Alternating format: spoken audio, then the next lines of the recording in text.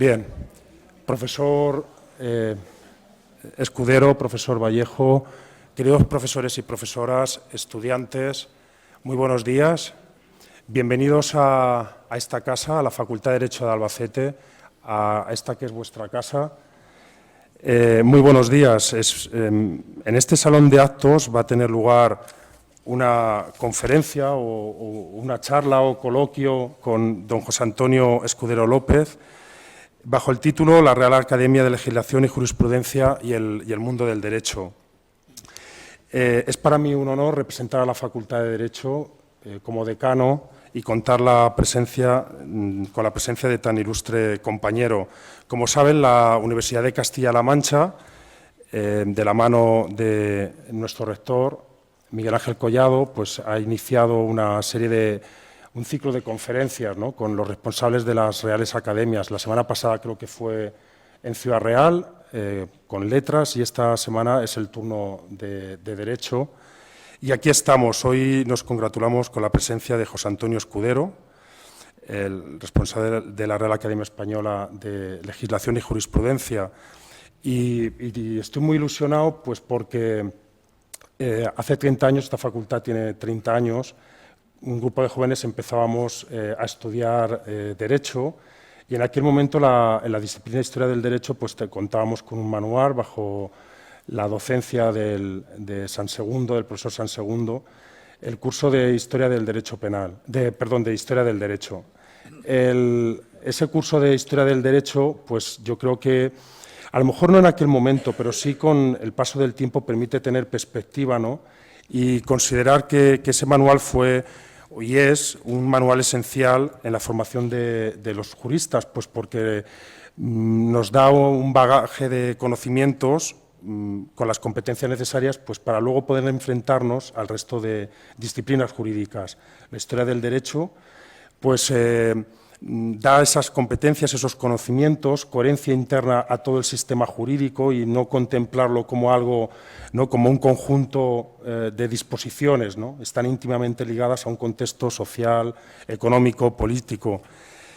Y para mí es un honor, ¿no?, y toda su obra es un ejemplo de un académico riguroso, objetivo, con un enorme conocimiento jurídico que ha acumulado a lo largo de toda su vida. Para nosotros va a ser un placer escucharle en la mañana de hoy.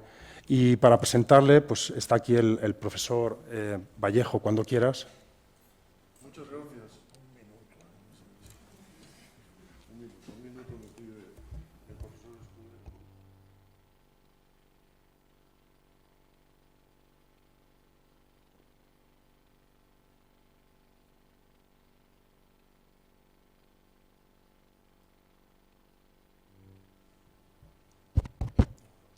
Presentar al profesor don José Antonio Escudero, que hoy está entre nosotros en una de sus múltiples facetas, la de presidente de la Real Academia de Jurisprudencia y Legislación.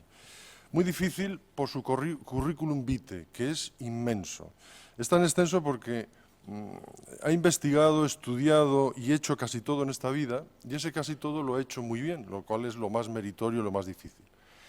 Y es muy fácil porque, como ocurre en la biografía de todos los grandes hombres, la suya se puede resumir en 2 o 3 palabras. Quizá serían la de académico de número de 2 reales academias, la Real Academia de la Historia y la Real Academia de Jurisprudencia y Legislación.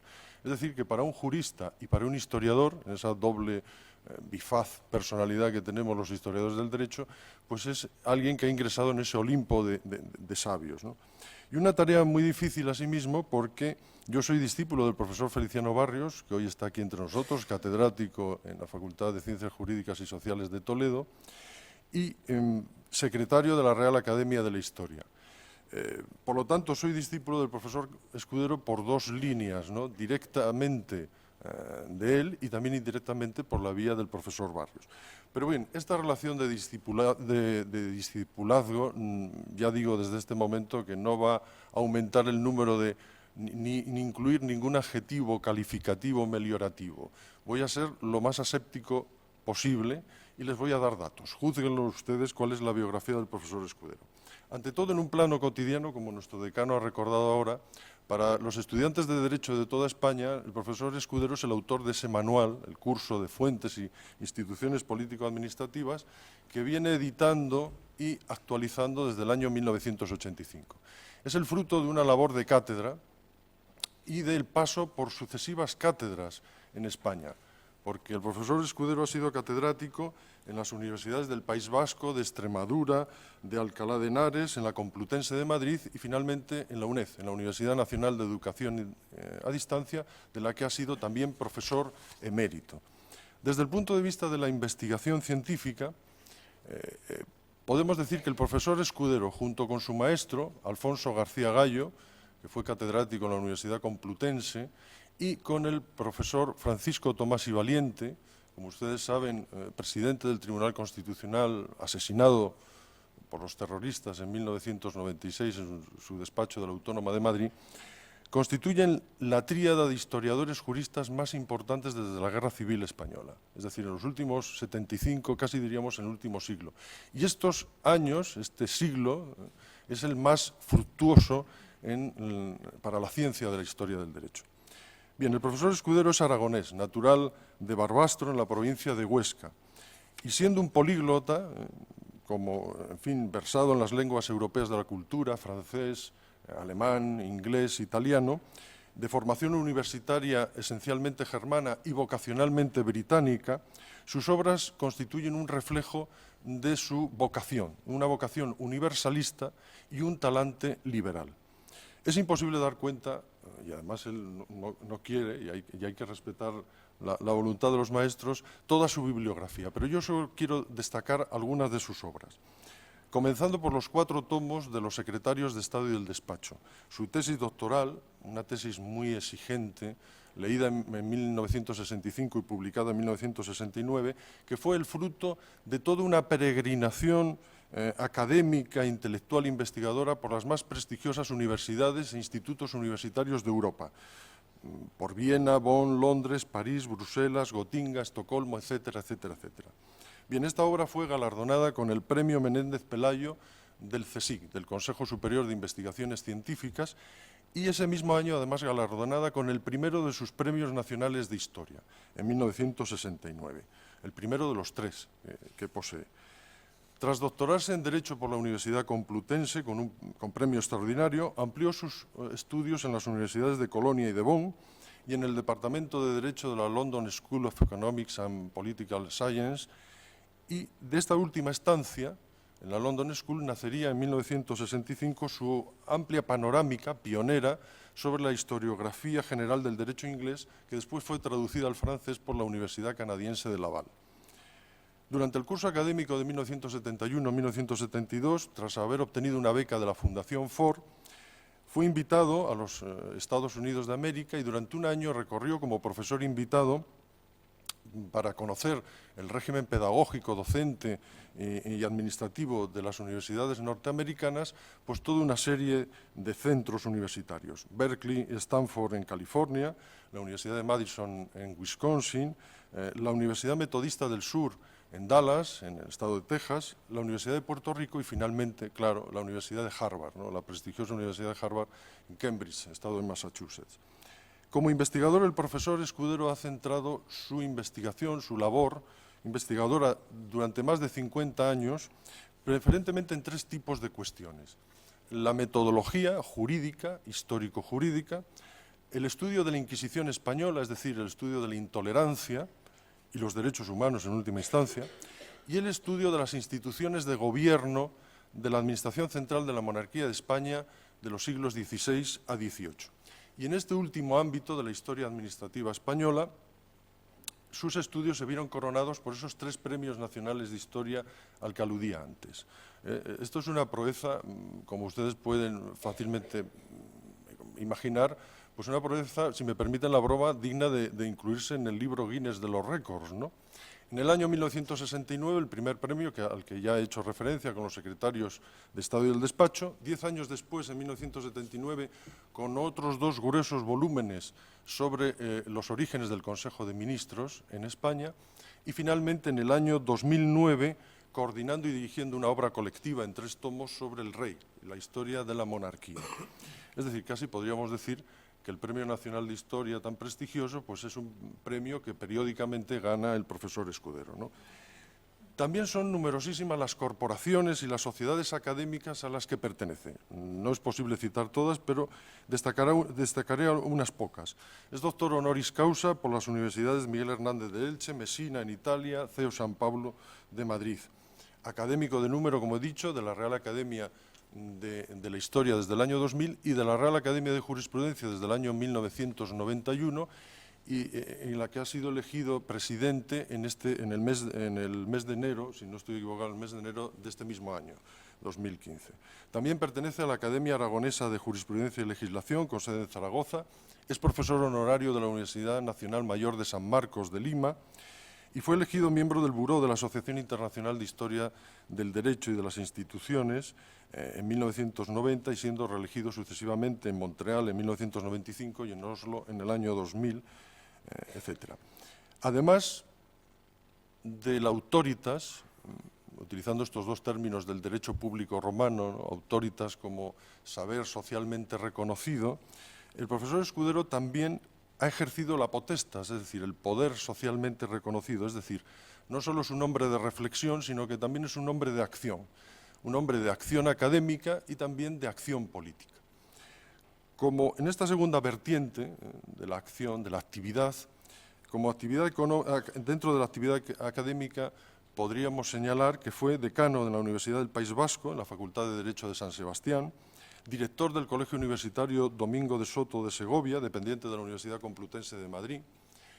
Fue también en la Universidad Internacional Menéndez Pelayo secretario general y vicerrector, fundador y primer director de los cursos de verano del Escorial, de la Universidad Complutense, de los prestigiosos cursos de verano del Escorial, de la Universidad Complutense, entre 1988 y 1993.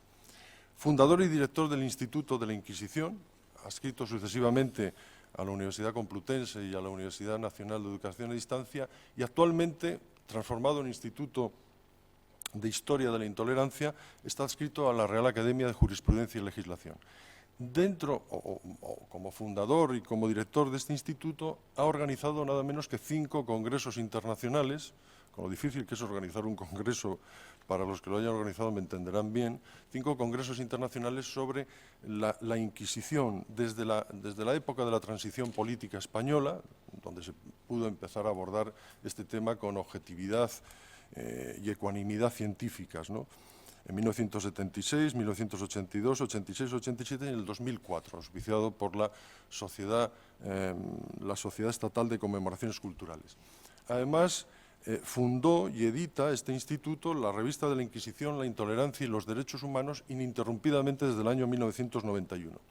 Y fue director del Anuario de Historia del Derecho Español, que es la revista decana y más prestigiosa de nuestra disciplina, entre 1998 y 2007. Eso por lo que se refiere a la vertiente de actividad académica. Y en la actividad política, pues también hay un largo recorrido biográfico. Fue senador, por su provincia natal de Huesca, de las Cortes Constituyentes entre 1977 y 1979 y miembro de la Comisión Constitucional del Senado en esos años en que se estaba gestando la Constitución española. Por lo tanto, en sentido amplio, podemos decir que es uno de los padres de la Constitución de 1978, porque esto de los 7 magníficos, en fin, allí había mucha más gente que laboraba para esta Constitución. Y además en el Senado fue miembro de la Comisión de Asuntos Exteriores y presidente de la Comisión de Educación y Cultura del Senado. Fue director general de Migración del Ministerio de Trabajo y Asuntos Sociales entre 1978 y 1980. Ya estoy terminando. Consejero y presidente del Consejo de Administración de Radiotelevisión Española, eurodiputado del Parlamento Europeo entre 1987 y 1999, y además, esto quiero destacarlo, en Estrasburgo, formó parte de la Comisión de Educación y Cultura del Europarlamento. Como digo que no voy a adjetivar, solo daré un dato de su actividad en el Parlamento, en esta Comisión de Educación y Cultura. Su dedicación extraordinaria a la Comisión hizo que fuese galardonado con la concesión de la Medalla de Honor del Parlamento Europeo. Punto, no digo más. Bueno, finalmente, y termino, dentro de la abundantísima bibliografía del profesor Escudero, voy a citar solo los libros, por supuesto, y de los libros algunos que no he mencionado antes. Antes me refería a la metodología histórica, pues además libros que han sido reeditados, lo cual en este mundo académico pues es difícil, ¿no? Historia del Derecho, Historiografía y Problema, publicado en 1973 y reeditado en 1988. Los cambios ministeriales a finales del antiguo régimen, publicado en 1975 y reeditado por el Centro de Estudios Políticos y Constitucionales en 1997. La reconstrucción de la Administración Central en el siglo XVIII, formando parte de la prestigiosa Historia de España de Menéndez Pidal en 1985. Administración y Estado en la España moderna, en 1999, Felipe II, el rey en el despacho, en el año 2002, sus estudios sobre la Inquisición en el 2005, y luego toda una serie de obras colectivas que él ha dirigido y coordinado. Los perfiles jurídicos de la Inquisición española en 1989, Los válidos en el año 2004, Intolerancia e Inquisición, 3 volúmenes de la Sociedad Estatal de Conmemoraciones Culturales del año 2005, o Génesis Territorial de España, en el año 2007. Bien, y no añado nada más. Solo de recordar, como dice el viejo refrán, la obra alaba al maestro, y ahora ustedes van a tener la oportunidad de comprobar esta verdad y de gozar de la proverbial amenidad de su autor. Como decía antes, las biografías fecundas son aquellas que se resumen en 2 o 3 palabras. Bien, pues hoy está entre nosotros, precisamente como presidente de la Real Academia de Jurisprudencia y Legislación, el profesor don José Antonio Escudero. Muchas gracias.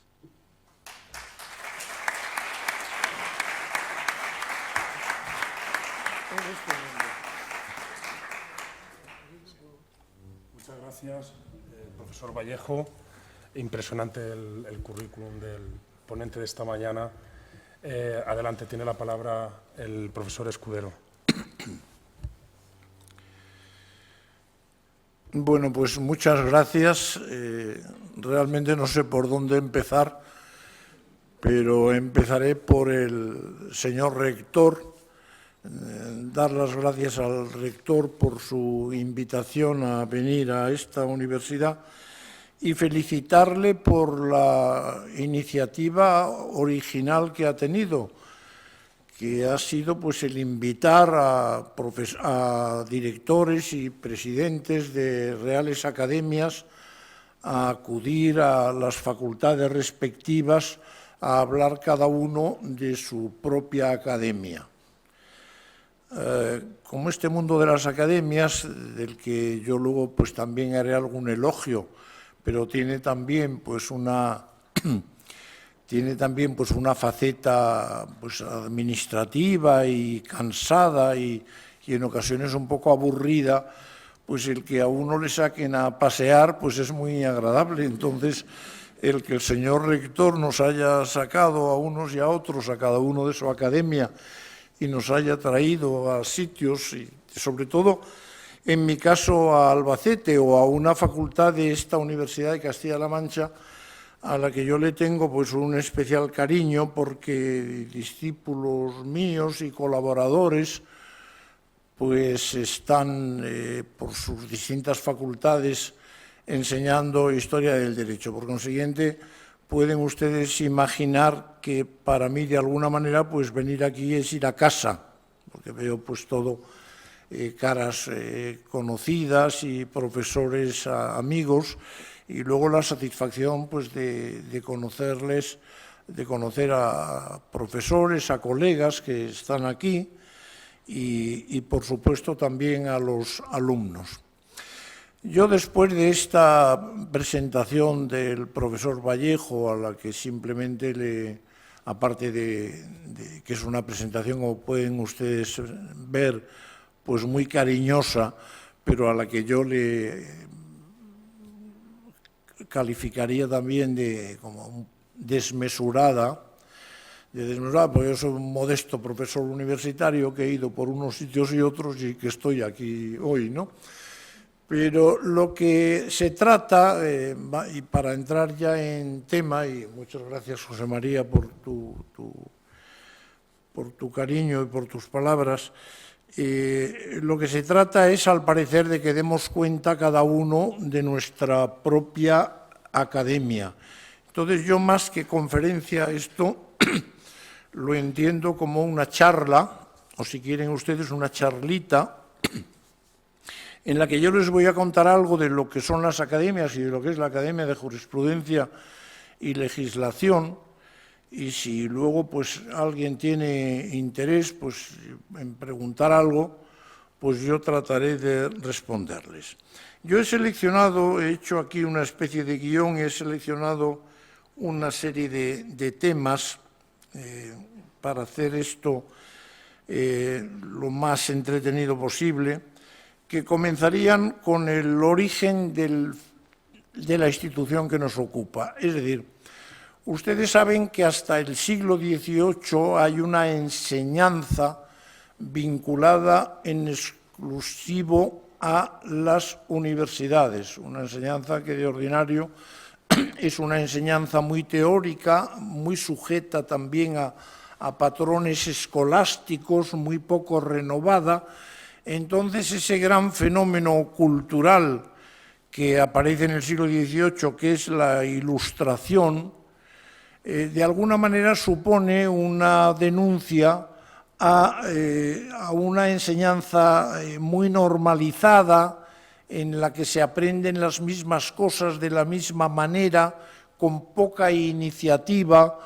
De ahí viene aquella famosa frase de atrévete aude sapere, atrévete a saber, es decir, que la gente tome iniciativa y procure plantearse problemas y aprender cosas por su cuenta. Entonces, a mí me parece que esa situación académica, un tanto átona, es contestada desde dos parcelas distintas.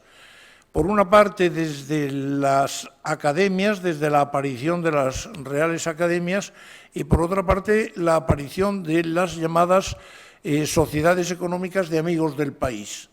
Porque unas y otras, las academias y estas sociedades, son fruto de la inquietud social, es decir, que surgen como reuniones de amigos que hablan sobre temas culturales, investigan sobre lo que les preocupa, discuten, etcétera, etcétera, y entonces eso se solidifica en unas corporaciones que se mantienen un tiempo o mucho tiempo. Entonces, dejando al margen las sociedades económicas de amigos del país, que además tienen una vertiente sobre todo de ciencias experimentales, porque la ciencia, el estudio, entonces pues estaba muy vinculado a la teología, a la filosofía, según unos determinados patrones, y también al derecho. Entonces aquí pues se abren muchos nuevos campos de las ciencias experimentales o de las cosas que realmente, digamos, son beneficiosas para la vida cotidiana. Y las academias es la otra cara de este mismo fenómeno. Es decir, las academias surgen como consecuencia de reuniones de distintas personas en la casa de uno de ellos, etcétera, etcétera, reuniones que al fin son tuteladas y patrocinadas por los reyes y que caen bajo el mecenazgo real. Esas academias, de alguna manera, pues suponen una educación corporativa de excelencia, una educación de excelencia en aspectos y en campos no trillados, en campos de alguna manera inéditos. Y ese fenómeno de la aparición de las academias es un fenómeno europeo en general, es decir, por poner el ejemplo primero, pues el ejemplo primero sería el de Francia, en que aparecen pues esas academias que son, diríamos, agrupadas o aparecen agrupadas a fines del siglo XVIII en 1795 en concreto, en una institución que se llama el Instituto de Francia. El Instituto de Francia comprende dentro de sí 5 grandes academias, una de las cuales es la famosa Academia Francesa, la Académie Française, conocidísima y prestigiosísima. Entonces, esto sucede, como digo, en Francia, pero esto sucede también en otros países.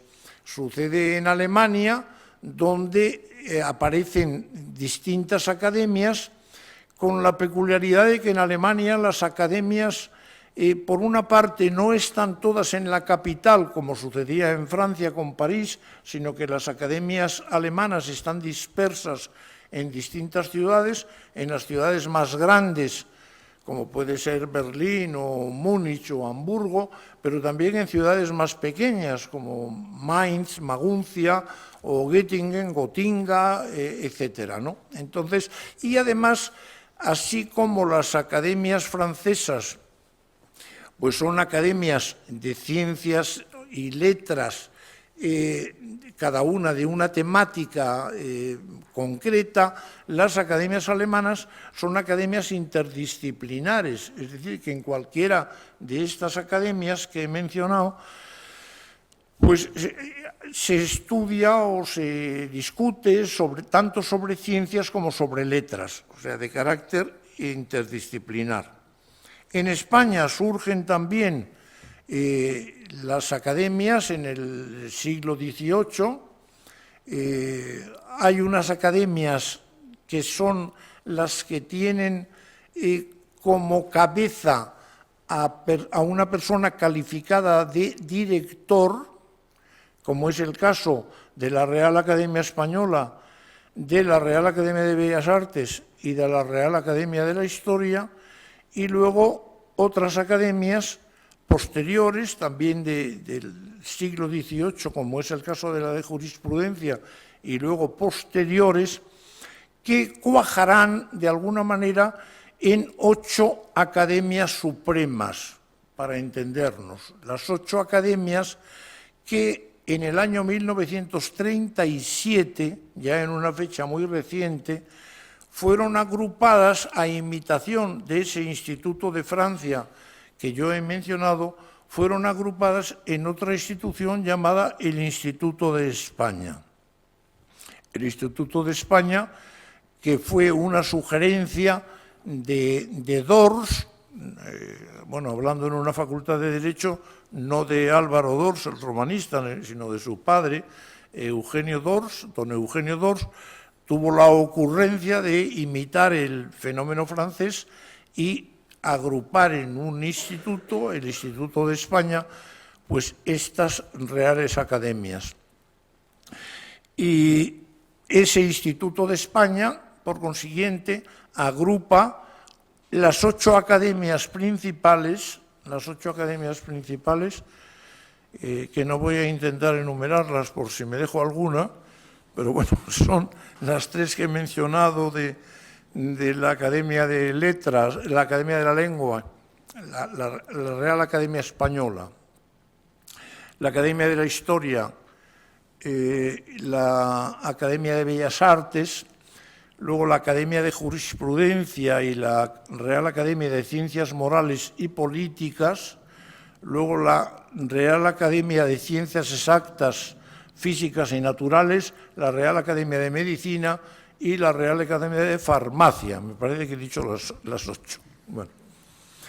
Con independencia de eso, si ustedes contemplan hoy el panorama de las academias, está, como digo, ese Instituto de España que supone, yo algunas veces pongo el ejemplo de que es como un llavero que tiene 8 llaves y que hay otras muchas llaves que quieren entrar ahí. Pero esta es otra historia. Esta es otra historia. El Instituto de España, como digo, tiene esas 8 academias, pero luego tiene también una serie de academias adheridas, que son academias, por ejemplo, pues de ámbito regional. Es decir, que hay academias pues de jurisprudencia incluso, ya que estamos en una facultad de Derecho hay academias de nivel o de ámbito regional, como es el caso de la Academia de Jurisprudencia de Aragón, etcétera, y academias de medicina también regionales, como es la Academia de Medicina de Cantabria, etcétera, etcétera, etcétera, ¿no? Este panorama, el panorama de las 8 grandes academias y del Instituto de España requiere una aclaración más, en el sentido de que el Instituto de España era una institución independiente que tenía su propio director y un cuerpo administrativo con un secretario general. Desde que fue fundado, ya les he dicho que esto se constituyó el año 37 a instancias de Eugenio d'Ors y que el primer presidente del Instituto de España fue ni más ni menos que Manuel de Falla, o sea, que no era un cualquiera. Entonces ahí, durante muchos años, el Instituto de España tuvo su director único y su secretario general o su cuerpo administrativo, hasta los últimos tiempos en que, por razones largas de explicar, pues quebró esa figura de presidente del Instituto de España y, acentuándose el carácter meramente coordinador del Instituto, hay una junta de gobierno compuesta por los presidentes y directores de esas 8 grandes academias, y ellos se turnan en la presidencia del Instituto de España cada año. Es decir, que ya no hay un director único, sino que hay unos directores o unos presidentes del Instituto de España que, como les digo, son los propios presidentes de las academias que se van turnando.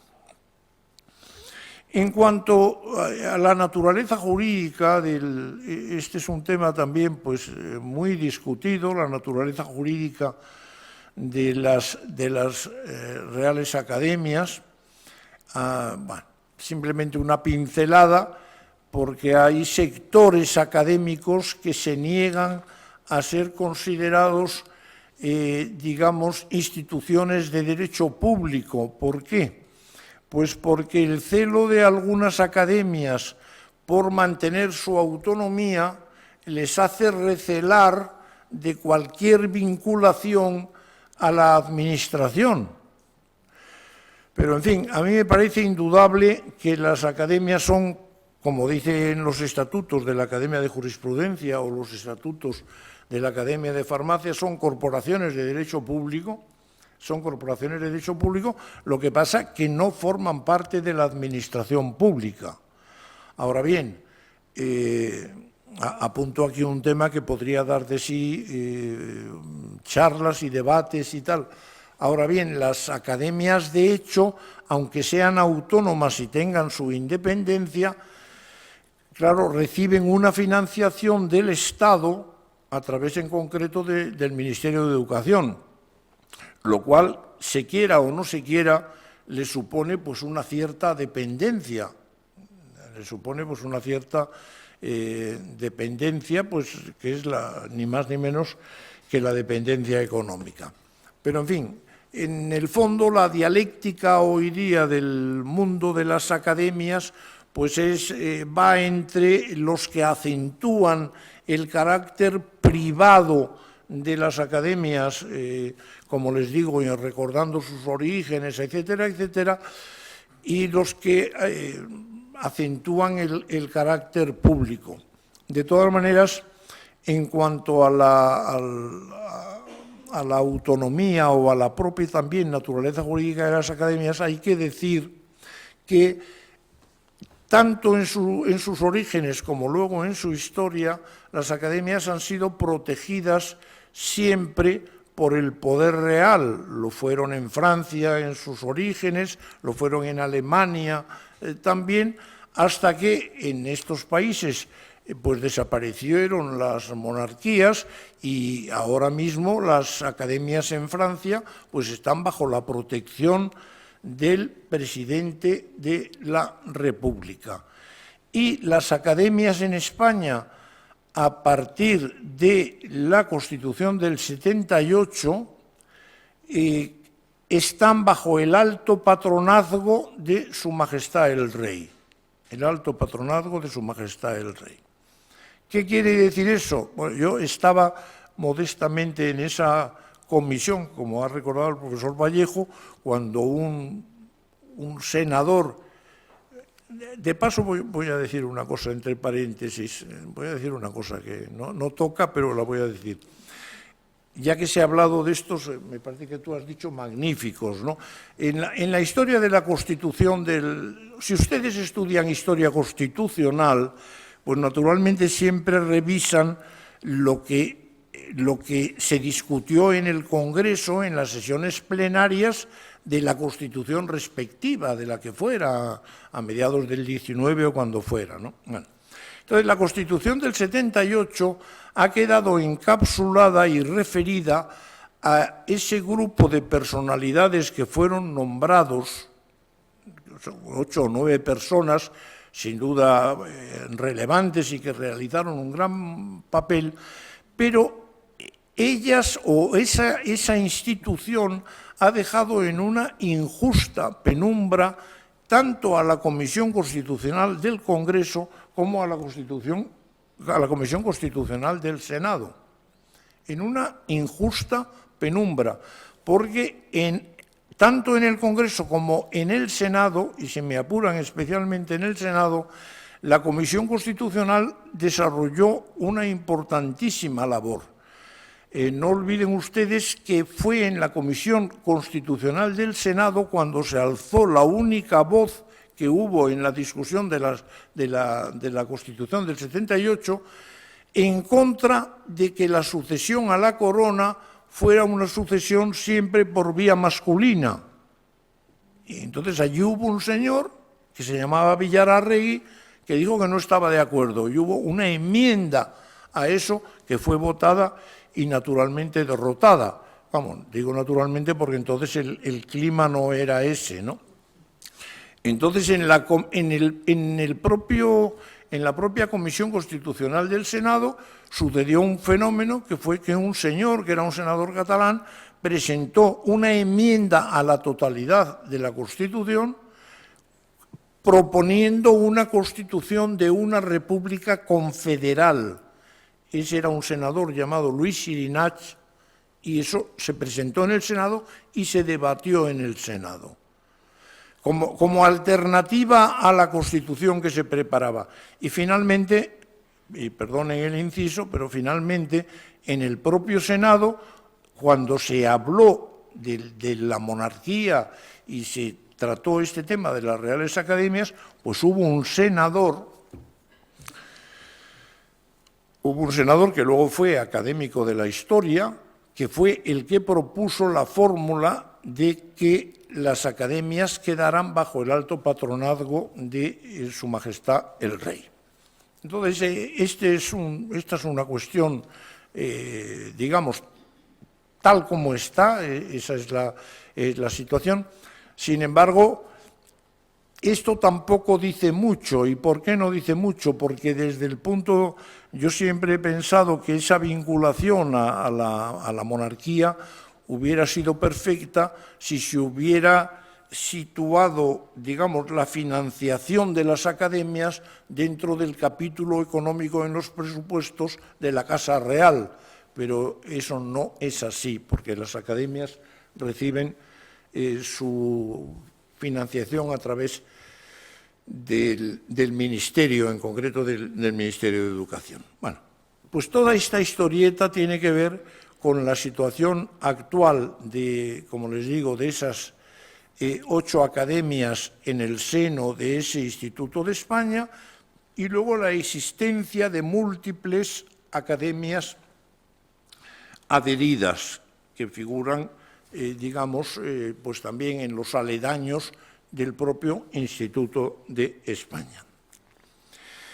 ¿Qué importancia tienen hoy o pueden tener las academias? Las academias fundamentalmente hacen o pueden hacer dos cosas. Por una parte, el mantener estudios y debates científicos sobre grandes temas, o sobre temas de altura, en una época que coincide con la masificación de la universidad y la crisis incluso, en cierto sentido, de las grandes escuelas científicas en las universidades. Y por otra parte, las academias pueden ejercer y ejercen una función de altos organismos consultivos, es decir, a las academias, tanto por parte de la administración como incluso fuera de ella, allí llegan consultas de todo tipo a propósito de temas en los que cada academia está especializado. Pues aquí tenemos a don Feliciano Barrios, que es el secretario de la Real Academia de la Historia y es el que más sabe de todos la cantidad de dictámenes y de respuestas que hace la Academia de la Historia a consultas sobre si una localidad se puede anexionar a otra, sobre si se llama así o se llama asá, sobre el escudo que tiene el cambio, etcétera, etcétera. Esto es continuo. Y a la Academia de Jurisprudencia es menos requerida que la de la Historia en eso, pero en fin, de vez en cuando la Academia de Jurisprudencia ha recibido y sigue recibiendo consultas importantes.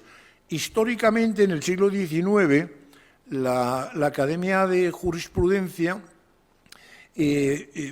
tuvo una gran notoriedad como organismo al que se le hacían consultas de carácter internacional.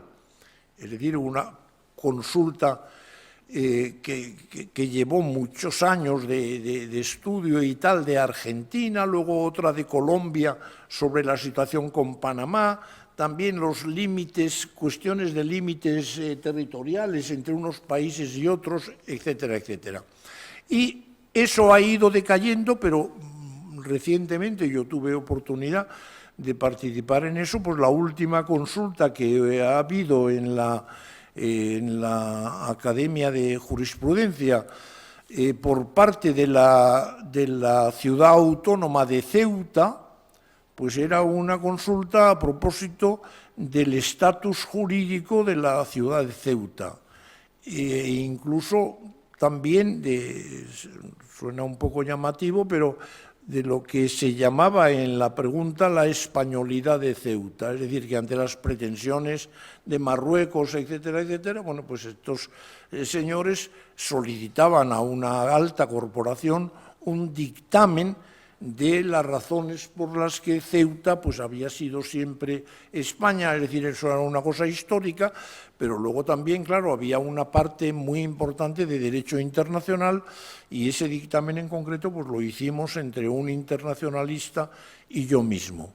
Por tanto, insisto, las academias tienen esa vertiente de discusión de temas científicos o enseñanza, porque las academias están estructuradas, muchas de ellas en secciones, y cada sección, como la Academia de Jurisprudencia, tiene su propio programa docente, seminarios, etcétera, etcétera, y luego, como les digo, pues ser interlocutor en lo que tiene que ver con consultas que se le puedan plantear. Porque ustedes, que son juristas, pues saben que en el Estado hay un supremo órgano consultivo, bueno, propiamente órgano consultivo del Gobierno, que es el Consejo de Estado, pero las academias pues son también unas corporaciones, en principio, muy prestigiosas, digamos que pueden atender o evacuar informes sobre cuestiones que se le planteen. Ni que decir tiene que no son informes vinculantes, pero que tienen la autoridad de aquellos que las suscriben. Otro aspecto que a mí me parece interesante es lo que yo tengo aquí anotado de las academias y la política. Las academias y la política. Yo parto de que a mí me parece, no sé si estoy confundido o no, pero me parece que la politización de todo es uno de los grandes males de nuestro tiempo. Es decir, la política pues es una actividad nobilísima, la política en un Estado democrático lleva consigo la elección de los representantes de los ciudadanos, etcétera, etcétera.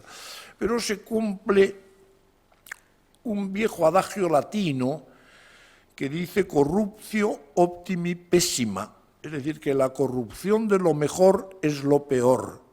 O dicho con otras palabras, si se corrompe algo regular o malo, pues no pasa nada, porque pasa de ser malo a ser muy malo. Pero lo malo es que se corrompa lo bueno o lo muy bueno. Entonces, cuando la política invade campos que no son los suyos propios, pues entonces se produce una deformación social y todo lujo de irregularidades.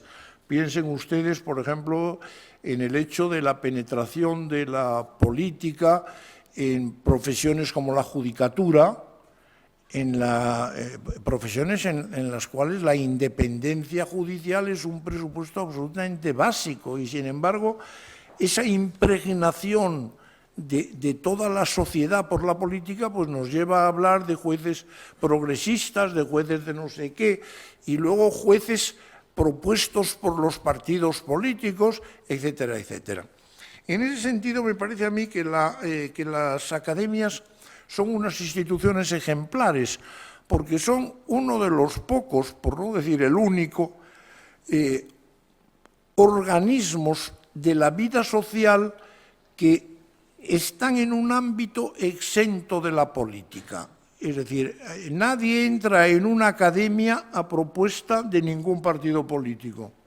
En una academia se entra a propuesta de los propios académicos, rige un sistema de cooptación, es decir, que los que están dentro eligen a los que tienen que entrar o a los que creen que deben entrar.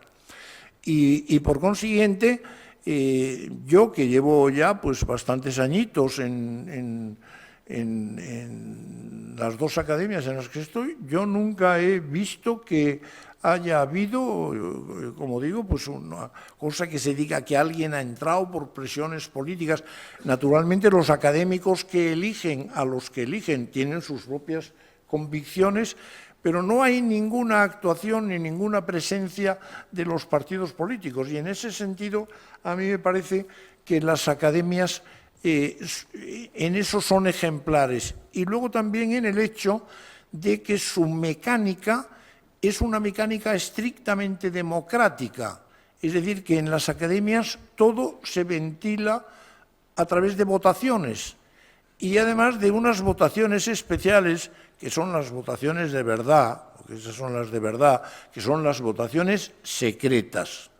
Es decir, un señor accede a una academia, pues si alguien quiere ya pues pensar si quiere entrar allí, pues para que sepa lo que tiene que hacer, a un señor le tienen que, a un señor o a una señora, claro, le tienen que proponer 3 académicos y le pueden proponer 3 académicos y ya con eso entra en el pool de los que van a ser votados, más o menos, pero esa es la única condición.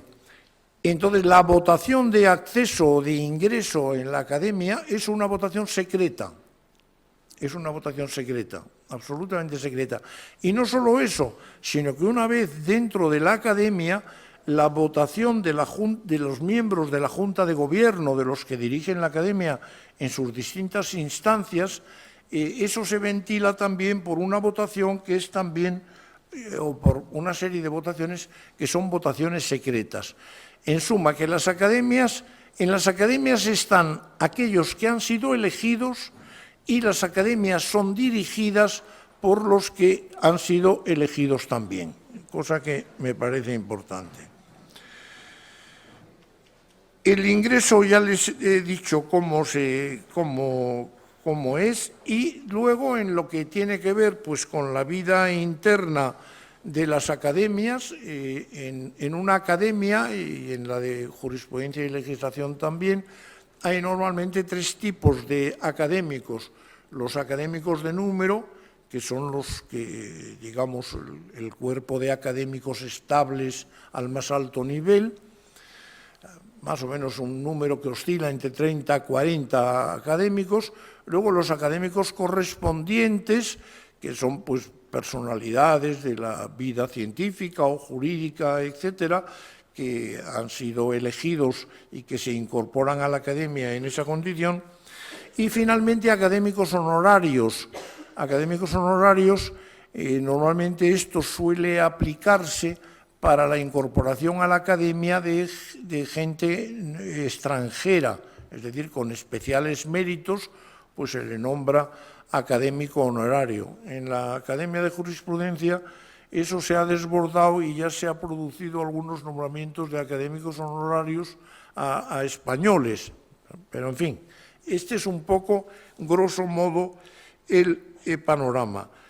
La academia, como les he dicho, pues está dirigida pues, por un director o presidente, tiene una junta de gobierno y celebra una sesión semanal. Antes, hace muchos años, había más de una sesión, pero ya en los últimos tiempos se ha, digamos, consolidado el sistema de reunión semanal. Cada academia se reúne un día determinado.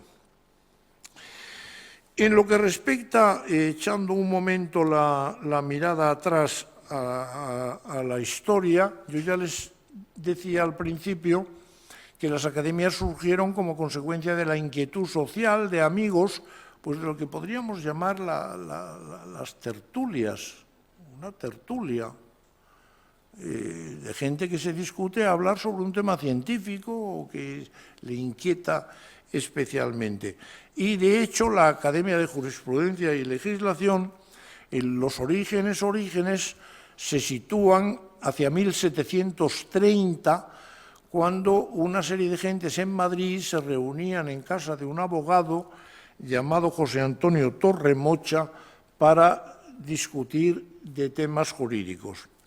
Con el tiempo, la Academia de Jurisprudencia, con el tiempo y transcurridos otros reinados, el de Felipe V, por supuesto, y el de Fernando VI, con Carlos III en concreto, pues tuvo lugar el reconocimiento de lo que luego sería la Academia de Jurisprudencia y Legislación, que entonces era la llamada Academia de Santa Bárbara.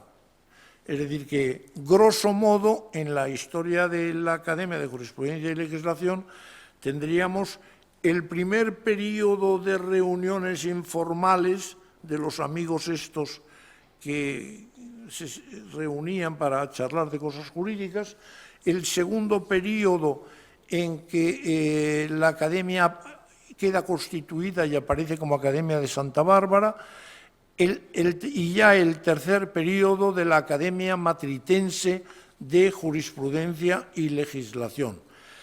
Al ser reconocida desde las altas instancias de la monarquía, pues lleva el título de real, como todas las otras academias, y con esa condición pues ya se ha desenvuelto desde entonces. En la época en que en España, en el siglo XX, pues la época de la Segunda República, pues las academias perdieron la condición de real y se convirtieron en academias nacionales de tal y tal, y luego esa condición de Real Academia la recuperaron cuando terminó la Guerra Civil. La Academia de Jurisprudencia funciona en base a una serie de secciones, es decir, hay unas secciones que más o menos vienen a coincidir con las asignaturas de la carrera de Derecho. Y esas secciones han sido fijas a lo largo de mucho tiempo, pero en los últimos años en la Academia de Jurisprudencia se han creado nuevas secciones, como una sección de Derecho Premial, una sección de Derecho Militar o una sección de Derecho Iberoamericano, es decir, que están como digo, las secciones correspondientes a asignaturas y luego estas otras que tienen una tipología ligeramente diferente. También en los últimos tiempos las academias han tenido, bueno, en los últimos y no tan últimos, algunos institutos, en concreto la Academia de Jurisprudencia y Legislación, es decir, que tenía, como digo, las secciones, pero luego a fines del 19 y comienzos del 20, en la Academia de Jurisprudencia hubo un instituto diplomático y luego también hubo un instituto de estudios marroquíes. Esos institutos desaparecieron y recientemente, en los últimos años, pues se ha creado, quedó adscrita a la Academia de Jurisprudencia un instituto de historia de la intolerancia, un antiguo instituto sobre historia de la Inquisición, que se llama Historia de la Intolerancia, que es el que hay ahora. Es decir, que si ustedes ven ahora el organigrama de la Academia, pues tienen las secciones esas que acabo de mencionar y el Instituto de Historia de la Intolerancia, en el que mandan mucha gente que está aquí. Por otra parte, en los últimos tiempos, las academias, igual que la universidad, que les voy a decir, y como todas las instituciones del país, pues han sufrido la crisis económica y las academias han completado esa financiación regular que tenían a través del Ministerio de Educación, que ya era bastante escasa, pero que luego todavía fue reducida más con la llegada de la crisis, pues han hecho frente pues con con el nombramiento de patronos o de gentes pues importantes que puedan ayudar económicamente a las actividades que la academia o que cada academia realiza. En este sentido, a mí me parece ejemplar lo que ha hecho la Real Academia Española. Si ven ustedes el plantel de instituciones que están detrás de la Real Academia Española, pues es importantísimo. Y también la Real Academia de la Historia. La Real Academia de la Historia, cuyo director anterior, don Gonzalo Anes, que ya falleció, pues verdaderamente creó una infraestructura importante de personalidades y de instituciones de apoyo a la academia, que bueno, pues significó un poco pues lo que en el circo es trabajar con red, es decir, esa gran seguridad de que te puedes desenvolver con autonomía pase lo que pase. Otras instituciones más confiadas, como la nuestra, la de la Academia de Jurisprudencia y Legislación, más confiadas y quizá también por el hecho de que la fisonomía de la Academia de Jurisprudencia y Legislación durante mucho tiempo pues han formado parte de ellas, ahora se ha abierto más, pero a lo mejor pues juristas eminentes que tenían bufetes importantes, etcétera, etcétera, ¿no? Y que por consiguiente estaban como muy por encima del vil metal y de las cosas de la vida y tal. Pero claro, llegó la crisis y así como a la Academia de la Historia, pues la crisis le cogió con red, y no digamos nada, a la Real Academia Española, pues a la de Jurisprudencia y Legislación nos cogió sin red ninguna.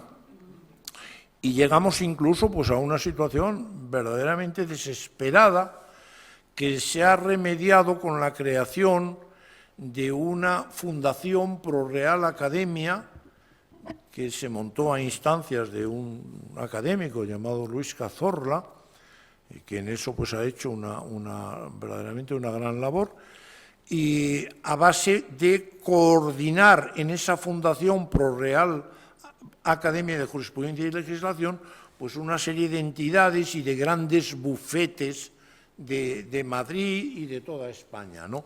Entonces eso ha permitido, digamos, remontar la situación y que pues se puedan hacer actividades de distinto tipo, y también que la Fundación de la Real Academia de Jurisprudencia acometa ahora intensificar una proyección internacional, porque ahora de hecho se está constituyendo una federación latinoamericana de academias de leyes o de academias de... Claro, en cada sitio se llaman de una manera distinta, ¿no?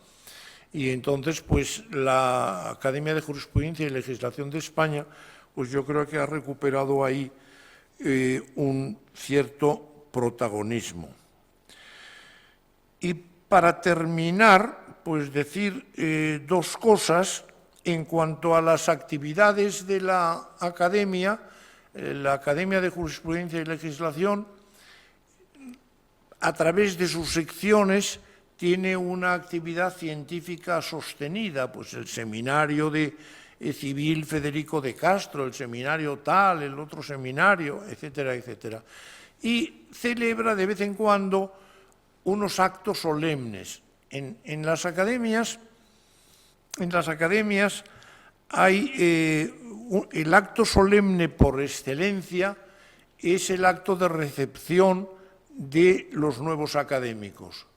Naturalmente también el acto de apertura, pero tal como las cosas están diseñadas, ahora, teniendo en cuenta ese Instituto de España que yo mencionaba y esas 8 reales academias y el alto patronazgo de Su Majestad el Rey exactamente igual que cada curso inaugura el curso académico universitario en una universidad concreta, pues el Rey inaugura también el curso de estas academias del Instituto de España cada año, cada año en una academia concreta. Con independencia de eso, en jurisprudencia, por ejemplo, celebra su propia apertura particular, que es un acto muy solemne, que bueno, realmente consiste en un discurso del presidente o de algún miembro destacado de la Academia.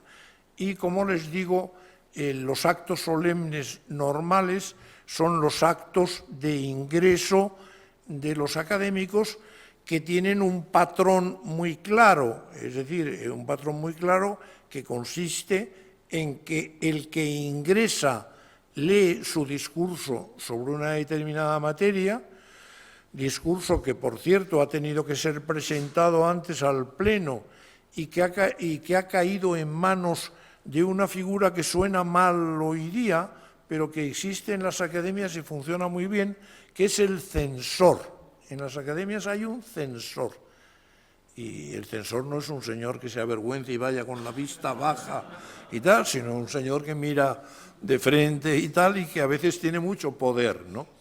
Entonces, cuando una persona va a ingresar, su discurso de ingreso lo presenta en la academia y pasa a informe del censor. Y cuando el censor le da el visto bueno y ese visto bueno lo asume el Pleno, entonces se puede leer el discurso, porque hasta que un señor elegido no lee el discurso, hasta ese momento no es académico con derechos, no tiene ningún derecho, sino simplemente una expectativa. Y esos discursos de ingreso siempre tienen una morfología parecida, que consiste, en primer lugar, en el recuerdo de la persona, porque uno siempre sucede a alguien, es decir, uno ingresa en la academia, pocos sitios hay en que la vida y la muerte estén más en la vida cotidiana. Un señor ingresa en la academia porque otro señor se ha ido al cielo. Si no se fueran al cielo, no habría ingresos y se acabaría la actividad esta, ¿no? Entonces, normalmente, todo discurso comienza con un recuerdo de la persona que ha ostentado esa misma medalla que ahora se va a adjudicar, un recuerdo breve, y a continuación pues un tema científico.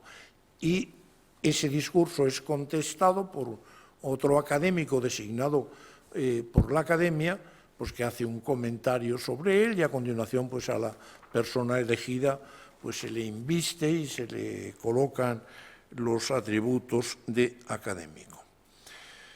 Finalmente, recordar que las academias pues se rigen con unos estatutos y un reglamento que bastante similares entre unas academias y otras, y que como órgano literario las academias suelen tener una publicación que en algunos casos es muy prestigiosa. Por ejemplo, en el caso de la Academia de la Historia, el boletín de la Real Academia de la Historia, multitud de cosas de la investigación histórica y multitud de cosas de las mejores se pueden encontrar en el boletín de la Real Academia de la Historia.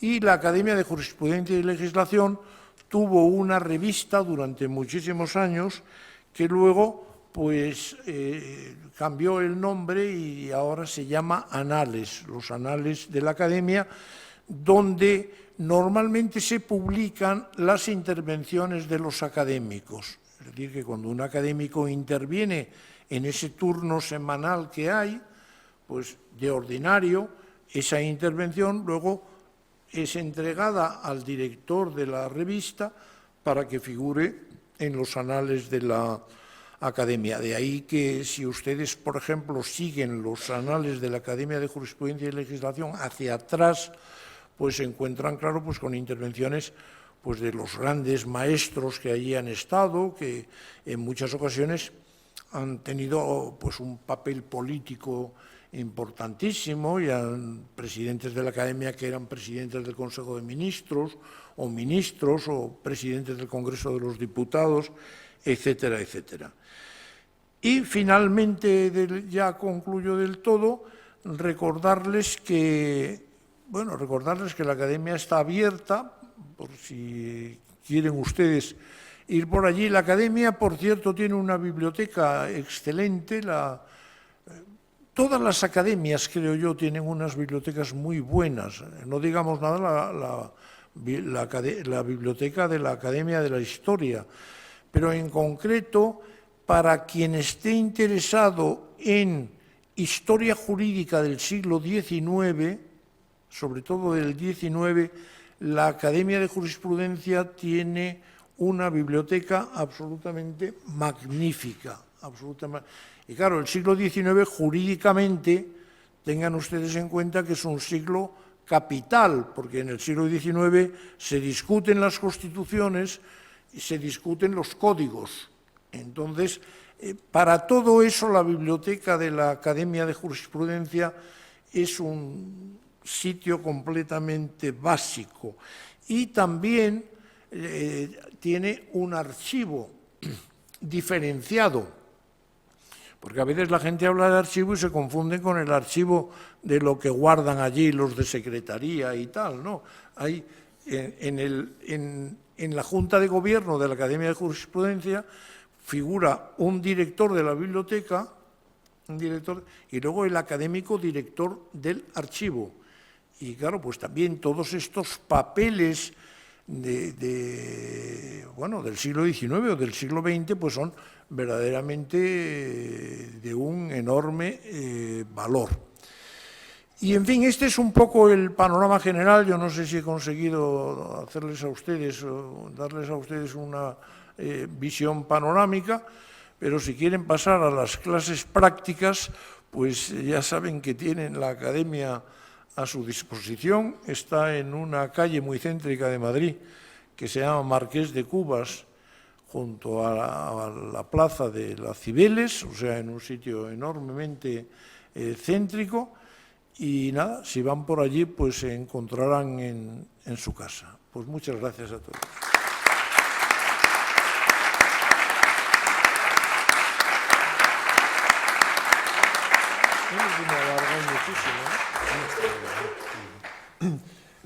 Profesor Escudero, estos aplausos son la muestra del reconocimiento, del cariño y el respeto que sentimos por ti. Ha sido un placer escucharte. Ha sido enormemente ilustrativa esta charla que nos has dado sobre la Real Academia y estoy convencido que has cubierto con creces todas las expectativas, ¿no? Si queréis o tenéis alguna pregunta o queréis...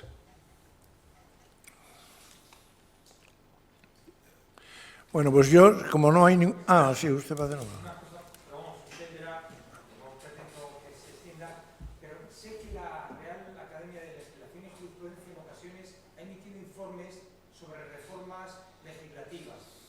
Esa iniciativa propia es que está previsto ese trámite en la elaboración de las leyes. No, no es que esté previsto, pero a veces eso surge, es decir, lo que sí está previsto, ya he hecho yo antes mención del Consejo de Estado como órgano asesor del Gobierno y de la actividad gubernamental, pero eso surge de manera esporádica y surge también porque determinados académicos tienen puestos de responsabilidad en organismos jurídicos de la Administración. Por ejemplo, en la Academia, pues un académico es el presidente de la sección primera de la Comisión de Codificación. Entonces, pues de esos temas que él trata en la propia comisión, pues se habla con frecuencia en la Academia porque él los trae, etcétera, etcétera, ¿no? Sería una cosa, yo creo, que sería deseable que esto se reglamentara un poco más, ¿no? Porque la verdad es que los dictámenes o lo que la Academia pueda hacer o no hacer queda un poco al albur y un tanto surge de manera ocasional y no de forma reglada, ¿no? O sea que a mí me parece que habría que hacer tanto reglamentar esto un poco como intensificar el que la Academia esté presente en los grandes debates jurídicos, porque como yo le decía pues a un señor periodista con el que yo he hablado antes por teléfono, pues y también a otra persona que estaba ahí, yo no les tengo que decir a ustedes que son juristas que es que el mundo jurídico es todo, es decir, todo lo que pasa en la vida tiene una vertiente jurídica, así de sencillo, desde el señor que sube al autobús y compra un billete y entra en un contrato de adhesión o lo que sea, ¿no? Y todas las cosas que se están discutiendo en la calle de la vida política, ¿no? La reforma de la Constitución, la secesión o las cosas independentistas de Cataluña o de otros sitios, etc. Todo eso es una cosa jurídica, que si va a subsistir el Estado autonómico, si se transforma, si es una república federal, todo eso es una cosa jurídica.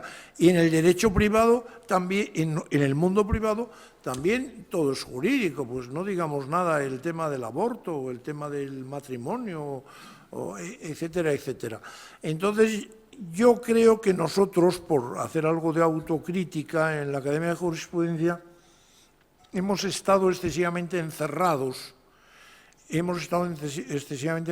han desfilado cosas por la vida nacional en las que hubiera sido deseable que la Academia hiciera oír su voz.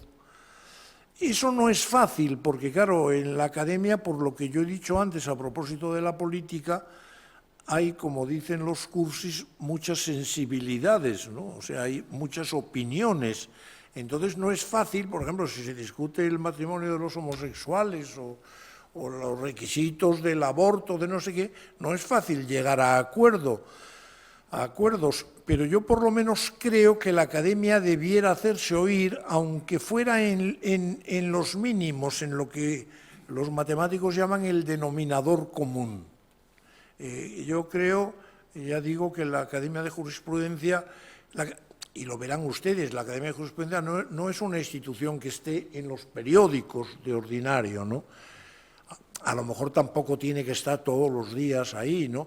Pero entre eso y el ser un conventículo de unos señores ahí que se reúnen, cierran una puerta con unas luces ahí, como de medio niebla y empiezan a hablar de la revocación de la donación, pues mire usted, aquí estamos volviéndonos locos sobre la revocación de las donaciones y la gente está en la calle a gritos con el tema del matrimonio tal o cual, en fin. Poner un poco más los pies en la calle, me parece que eso a la academia le vendría bien y yo creo que eso es posible hacerlo sin perder la condición de sitio sagrado. Yo tampoco patrocino, digamos, popularizar esto y que se convierta en una plaza pública, ¿no? Tampoco eso, ¿no? Pero me parece que la Academia de Jurisprudencia ha estado excesivamente cerrada y que han desfilado grandes discusiones en la vida española en las que la Academia pues no ha dicho nada, ¿no? O lo ha discutido dentro, pues, las reformas del Código Penal, por ejemplo, pues, imagínense, pues, en fin, o sea que yo patrocinaría esto, un poquito más de apertura y que, por supuesto, que se discuta la revocación de la donación, pero que se discuta también qué significa pasar de Estado autonómico a Estado federal, porque es que la gente no lo sabe. Y el 90% de la gente que opinan, la opinión pública está hecha pues, en tertulias de televisión y tal, con gente que normalmente no sabe casi nada de lo que opina. Por otra historia que no viene ahora al caso, pero que tiene que ver con las facultades de ciencias de la información. Si me permiten que ya diga esto, ya que lo he apuntado, cuando se crearon las facultades de ciencia de la información se discutieron dos modelos. Uno, el modelo de decir esto no tiene autonomía por sí mismo, por consiguiente, bueno, o tiene autonomía una carrera de ciencias de la información. Y el otro modelo, que fue el que perdió, desgraciadamente perdió, que era el de decir, bueno, que la gente sea economista, jurista, geógrafo, no sé qué, no sé cuánto, y luego estudie en un año de las técnicas de los medios de comunicación. Con lo cual, claro, habría excelentes periodistas expertos en relaciones internacionales, por ejemplo, o periodistas expertos en cuestiones económicas. Pero ustedes encienden la televisión, ponen una tertulia y el señor que ha opinado sobre la crisis y la devaluación de la moneda y de no sé qué, de Grecia y de tal, pues es el mismo que opina sobre si el aborto no sé qué y es el mismo que opina sobre todo. Y claro, se ha producido un mundo periodístico muy genérico y muy carente de especialización. No sé si ustedes están de acuerdo. Yo creo que si hubiera triunfado la tesis que perdió, digamos, el panorama hubiera sido mejor, habría habido un mundo de periodistas mucho más informados, pero claro, pues se ha hecho una carrera de ciencias de la información en la que se estudia de todo, absolutamente de todo, y entonces, pues claro, ya la superficialización pues es inevitable, ¿no? Me he metido en una cosa que no tenía. Pido allí la palabra Gemma Marcilla, Sí. profesora de teoría. En primer lugar, muchas gracias, profesor, por esta espléndida conferencia. Y la verdad es que un cierto resentimiento me emana hacia el profesor Gómez Rivero, que fue catedrático en esta facultad y que podría usted haberle invitado y haber acercado a los estudiantes, que todos tenemos en nuestro mínimo común denominador de conocimientos de historia, que tenemos usted presente, y me hubiera gustado que hubiera, pues no sé, que hubiera ha habido una conferencia de usted, porque me ha parecido, la verdad, pero bueno, nunca es tarde si la dicha es buena, ¿no? Bueno, pues ese momento ha llegado y le he conocido personalmente. Pero yo, perdone, usted ha recordado al profesor Gómez Rivero. Yo con el profesor Gómez Rivero, ahora felizmente reinante en la Universidad de Elche, yo estuve alguna vez aquí, a lo mejor es que no coincidimos. ¿Eh? Ya. Ya lo decía yo, que yo no tuve la suerte de verla, o sea que... Mi pregunta es ya que yo veo que Dana es jurista y gustado mucho el modo como ha planteado el papel de las Reales Academias. Hay una cosa que mi compañera Josefa y yo estábamos comentando acerca del papel de la mujer en la Real Academia y el escaso número llamativo, escaso número de mujeres. No siento yo una abertzale fundamentalista de la cuota ni de la calidad, porque no lo soy en absoluto, confío mucho más en el mérito y en la capacidad y demás. Creo que es una cuestión también del tiempo, ¿no? Que la mujer esté presente en las instituciones es una cuestión del tiempo. Pero es paradójico que en otras instituciones la mujer público-privadas haya llegado en la Real Academia de Jurisprudencia. La verdad es que creo que hay una representante. ¿Ese debate se ha tenido o qué piensa usted? Sencillamente. Bueno, pues yo pienso que usted ha tocado un tema pues, muy importante que tiene difícil arreglo.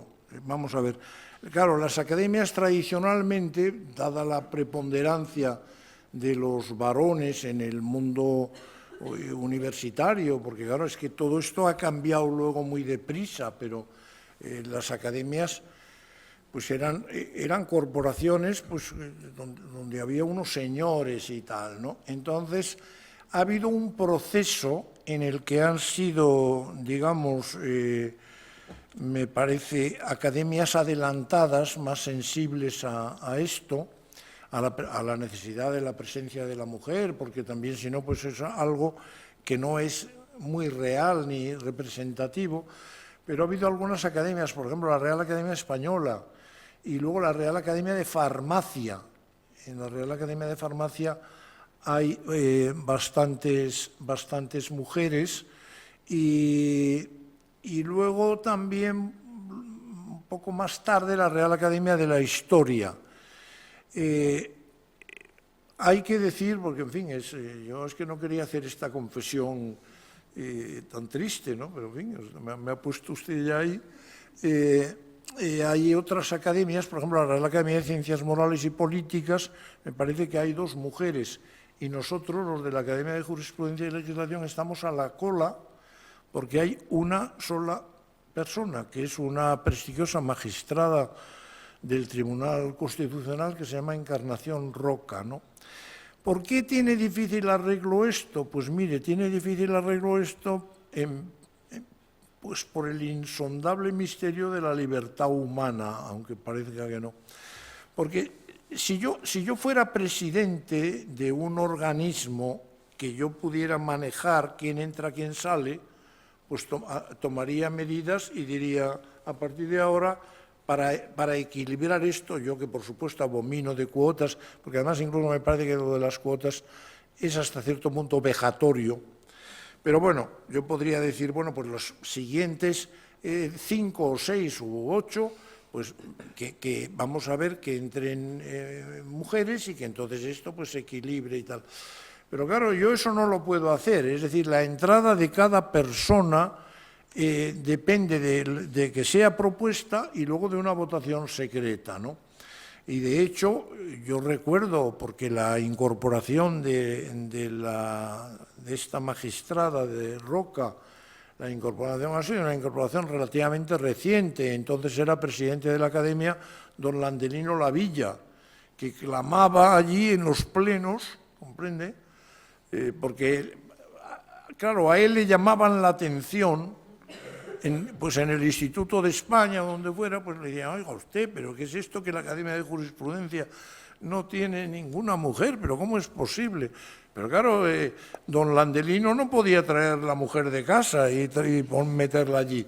Entonces, hacía unas consideraciones y tal, pero luego, dijera lo que dijera, eso quedaba luego en el juego de los académicos, ¿no?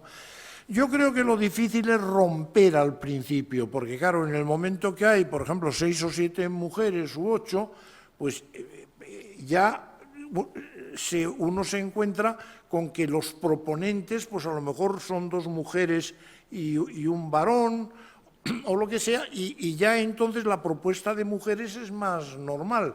Pero vamos, ciertamente, pues hay que entonar el mea culpa. La Academia de Jurisprudencia, pues en esto se ha quedado rezagada, pero yo en unas palabritas que dije, pues cuando fui elegido, yo subrayé tres cosas de las academias, de la Academia de Jurisprudencia de cara al futuro, que las digo y ya no digo nada más, absolutamente. Tres cosas. La primera era la apertura a la calle, por decirlo, miren ustedes, está muy bien discutir temas esotéricos aquí y no sé qué y tal, pero la calle es otra cosa. La academia no puede ser algo oculto ahí, como si tal y cual. Discutamos los temas importantes jurídicos que afectan a los ciudadanos y así la academia saldrá a la opinión pública. Por una parte eso. Segundo, la proyección internacional. La Academia de Jurisprudencia estaba muy cerrada en sí mismo. A fines del siglo XIX había organizado dos grandes congresos, un congreso iberoamericano, pero estaba como muy marginada. Y entonces a mí me pareció que una cosa que la Academia debía acometer era intentar tener un cierto protagonismo e incluso un liderazgo en el mundo de las asociaciones y federaciones de academias de leyes iberoamericanas, etcétera, y también con Europa. Y la tercera cuestión que yo abordé pues fue precisamente la que usted brillantemente ha recordado hoy, que era miren ustedes, estamos a la cola, nosotros tenemos que salir de esta situación y tal. Y yo lo que, no sé, yo a lo mejor ensayo, pues cuando haya vacantes y tal, pues hacer una especie como de ejercicios espirituales para los señores académicos, ¿comprende? Y que haya allí alguien que les predique sobre la igualdad de género, o como se llame, esto y tal, a ver si se mueven los espíritus. Pero en fin, entiendo que lo difícil es arrancar, ¿no? Porque en el momento que se arranca, pero yo ya tengo a alguien pensado para ver si remediamos eso, que evidentemente pues es algo en lo que estamos mal. Profesor, muchas gracias. Sí. Nada más. Estamos hablando siempre de miembros tanto numerarios como correspondientes, ¿no? Es decir, estamos hablando de este ingreso por proposición y elección, también de miembros correspondientes, ¿no? Bueno, según y como yo estaba hablando, dice usted, estábamos hablando, no sé si el estábamos nos incluye a los dos, pero vamos, yo hablaba cuando antes he referido esto de la propuesta de los tres, de no sé qué tal, hablaba más bien de los académicos de número, Los académicos correspondientes en cada academia acceden a esa condición también de manera distinta. Es decir, en la Academia de la Historia, los académicos correspondientes son presentados por tres académicos, pero que me parece, no sé si tienen que ser de número los tres, sí. En la Academia de Jurisprudencia pueden presentar para académico correspondiente algún académico de número, pero también académicos correspondientes, es decir, que tienen... Y el protagonismo, la situación de los académicos correspondientes también es distinta, porque, por ejemplo, en la Academia de la Historia, una persona que sea académica correspondiente, pues puede ir por allí, se incorpora a la sesión y asiste sin voz ni voto, me parece, pero asiste, es decir, que llega allí, se sienta y tal. Mientras que en la Academia de Jurisprudencia las sesiones de los lunes están estrictamente reservadas a los académicos de número. O sea que la situación que es como un poquito distinta, ¿no? Ahora ha habido un proceso en la Academia de Jurisprudencia de rehabilitación y de mayor protagonismo de los académicos correspondientes, y además creo que en los últimos años, en los últimos 2 años, se han incorporado académicos, y también antes, ¿no?, pero en los últimos años especialmente, académicos correspondientes pues muy prestigiosos, y estamos preocupados por que tengan mayor protagonismo. Por ejemplo, en la Academia de Jurisprudencia hemos hecho un ensayo de algo interesante, que es las sesiones públicas, es decir, que esas sesiones de los lunes de vez en cuando no son privadas, no son de los académicos de número, sino que son públicas, y asisten los correspondientes y los sin corresponder. Todo el que quiera asiste, son públicas, puede ir un señor de la calle. El otro día, por ejemplo, ya que hay aquí un lobby administrativista que he conocido, pues el lobby administrativista que tenemos en la Academia, que fundamentalmente discípulos de don Eduardo García Enterría, aunque la Academia tuvo otros administrativistas eximios, como don José Luis Villar Palasí. En fin, en resumen, que el mundo de los administrativistas en la Academia de Jurisprudencia siempre ha pesado mucho. Bueno, pues la última de las sesiones abiertas pues fue una sesión en la que el ponente fue un administrativista prestigioso, don Lorenzo Martín Retortillo, que habló de algo que conecta con este nuevo espíritu de la calle, que yo digo. Él habló, el título de su intervención era «La reforma de la Constitución vista por un senador constituyente». Es decir, porque aquí todo el mundo habla de la reforma de la Constitución como si son cosas que todo el mundo cree que puede opinar, ¿no? Entonces, este profesor Martín Retortillo, él estuvo, bueno, coincidí con él en el Senado, fue senador y estaba en la Comisión de Constitución, y entonces dio una preciosa charla sobre la reforma de la Constitución. Vistos los antecedentes, ¿qué se puede hacer? Y además no se anduvo con generalidades, ni habló en parábolas, ni nada de esto, ¿no?, sino que la conferencia terminó proponiendo 15 cosas. Primera, segunda, tal, las 15, todas seguidas, ¿no? Y fue una conferencia realmente importante, ¿no?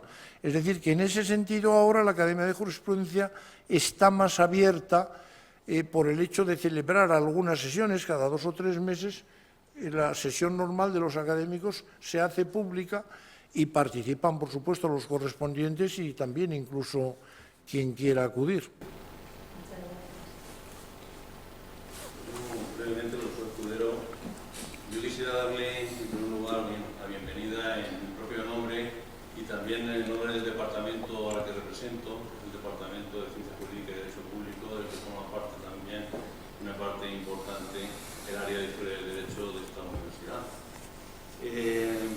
Si me lo permite, yo le diría que da mucho gusto leerle, que lo hice hace 30 años y vengo desde entonces leyéndole, y lo hice con mucho agrado, porque fui también alumno, bueno, formé parte de la primera promoción de esta Facultad de Derecho y por lo tanto le tuve a usted también como autor de ese manual recomendado y estudiado, y también que da muchísimo gusto escucharlo.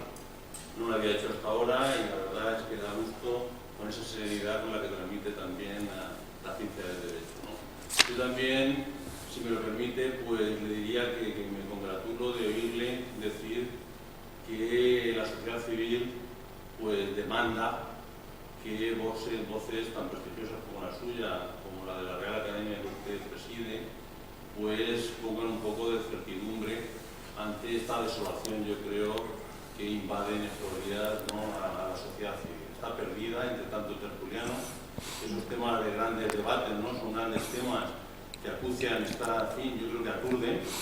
La sociedad no sabe distinguir entre un Estado federal o un confederal, por ejemplo. Le aturde el tema de la secesión, ese derecho a decidir si existe o no existe, que son grandes cuestiones que yo creo que preocupan, y hasta ahora solo se escucha a los tertulianos, la mayoría de ellos sin ninguna autoritas y con mucha potestad, yo creo, porque son al final los que encausan, yo creo, un poco la opinión pública. Y creo que, aunque sea un organismo de derecho público, la Real Academia, pues creo que forma parte de la sociedad civil como lo forma la universidad, y creo que tanto los universitarios como los miembros de la Real Academia, en este caso de jurisprudencia y legislación, pues están llamados a cumplir ese papel importantísimo ahora y a dar su voz y a alzar la voz. Será difícil que nos escuchen, porque quizá no tengamos muchos medios para hacernos oír, ¿no?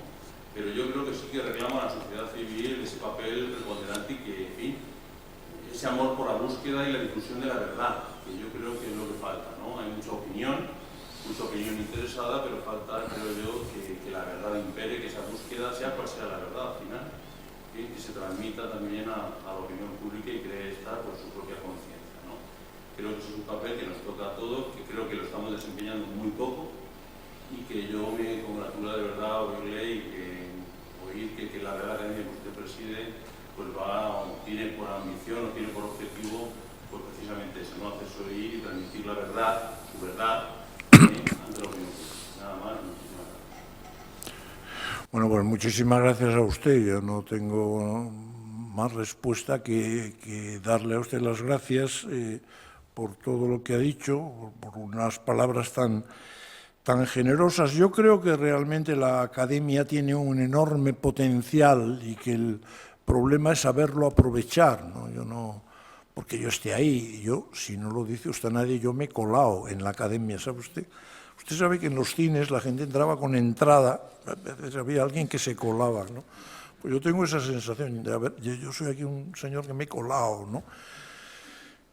Pero tengo la responsabilidad de esto ahora y me parece que lo que yo debo de hacer es aprovechar el potencial de gente tan valiosa y tan importante como hay en la Academia. Porque ahí hay verdaderas primeras figuras y las ha habido, ¿no?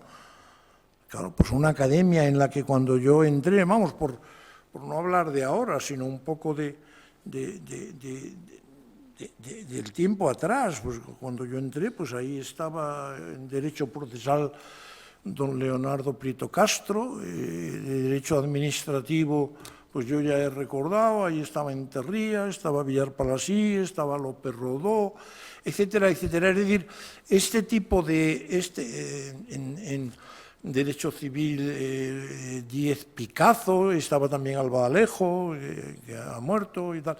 Es decir, que con independencia de uno mismo, yo pienso que lo que yo debo de hacer, o intentar hacer, por lo menos cualquiera sabe, ¿no?, es aprovechar el potencial que hay ahí, ¿no?, que es un potencial grande, ¿no?, y hacer que revierta a la sociedad, que la Academia no sea algo en que unos señores amigos ahí discuten sobre cosas más o menos abstrusas, sino que se hagan eco de lo que sucede fuera, lo cual además me parece rendir un servicio a la sociedad misma, porque usted ha mencionado un tema, lo del derecho a decidir, por ejemplo, el derecho a decidir.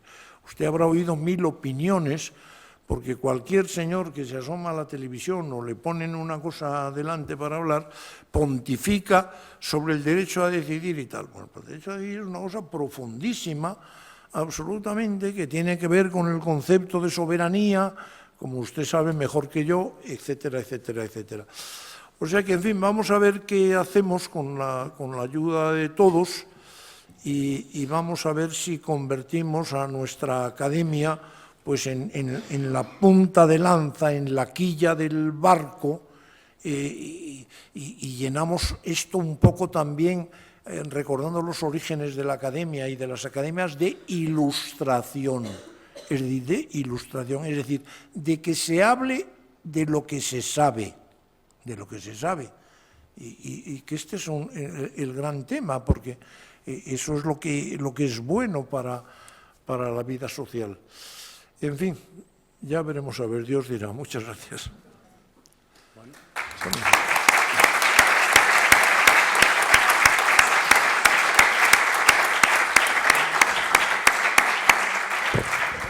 Muchas gracias a todos. Cerramos un momento a agradecer la presencia de de las personas que han estado en este acto de tanta importancia académica, significación académica.